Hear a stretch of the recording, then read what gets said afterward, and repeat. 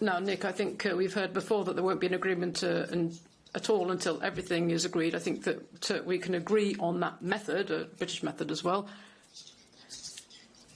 I think the important thing to me is what the British Prime Minister has said. I've listened very carefully to what he's said. We've had conversations. And last week, the British Prime Minister met the Taoiseach, and he clearly recalled that he wished to have an agreement with the EU. That's the important thing for me. And I understand that.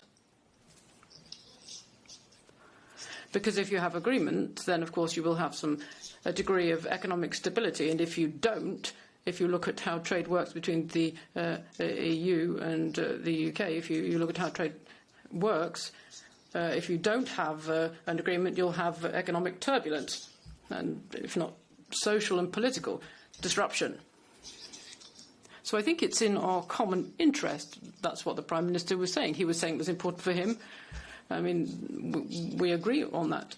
And that is really what the mandate, which has been handed down to me by the 27 heads of state, is about.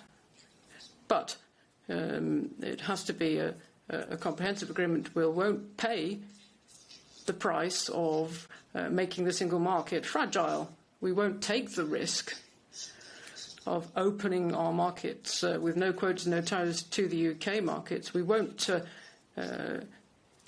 have a situation where our own jobs are threatened or where the social and environmental rights of in the EU are threatened. We want to have a balanced situation. We're not frightened of competition.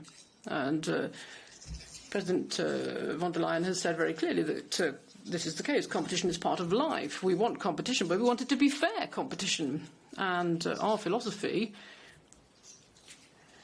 is something which we've heard from the British side as well.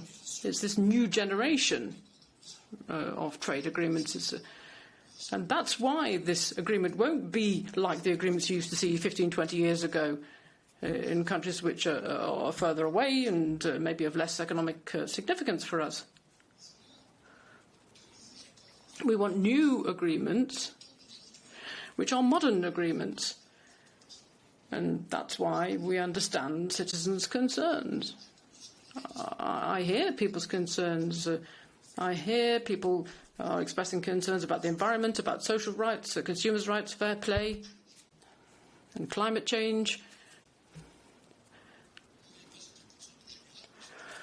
So I've given you quite a general answer here. Obviously, there are many details in negotiations. I know about tactics. I know that some subjects are sometimes set aside or delayed.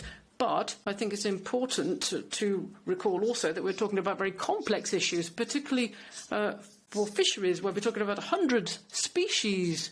It's a very complex area with complex legal implications, state aid as well. We're waiting to see what British policy will be on state aid rules and the non-regression clause, and that takes time.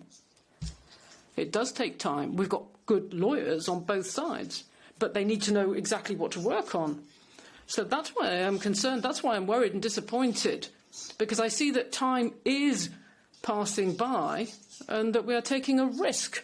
There's a risk of us not being able to ratify the treaty by the end of the year. Mr. Barnier, I have one final hand up. I give the floor to Vince Chadwick.